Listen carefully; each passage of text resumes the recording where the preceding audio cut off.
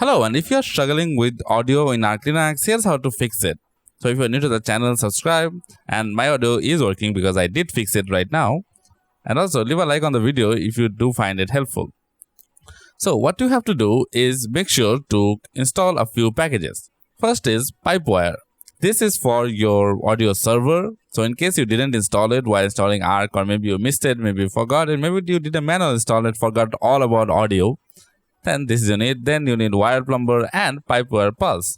PipeWire Pulse is basically kind of like integrated PulseAudio in PipeWire. So yeah, you need that. And you can also get PipeWire-ALSA, which is a pretty good tool.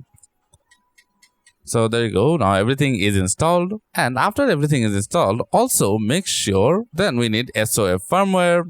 This does help with the sound a lot. So make sure to get this as well. And there we go.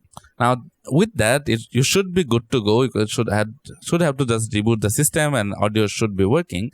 But in case you don't have the audio thing in the bottom and you're using KDE, you need another package called Plasma PA. So it is mainly for PulseAudio, but it does work with PipeWire, so you don't have to worry about that. Make sure to get that as well. And that's about it for this video. If you did find this video helpful, make sure to leave a like and get something from the store to support this channel if you do like what I do.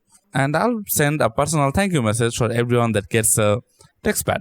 So that's cool, I guess. And also, if you don't want to get something, you can just scroll down and there is a donation section to help me make these videos a lot easier, and it does motivates me a lot more.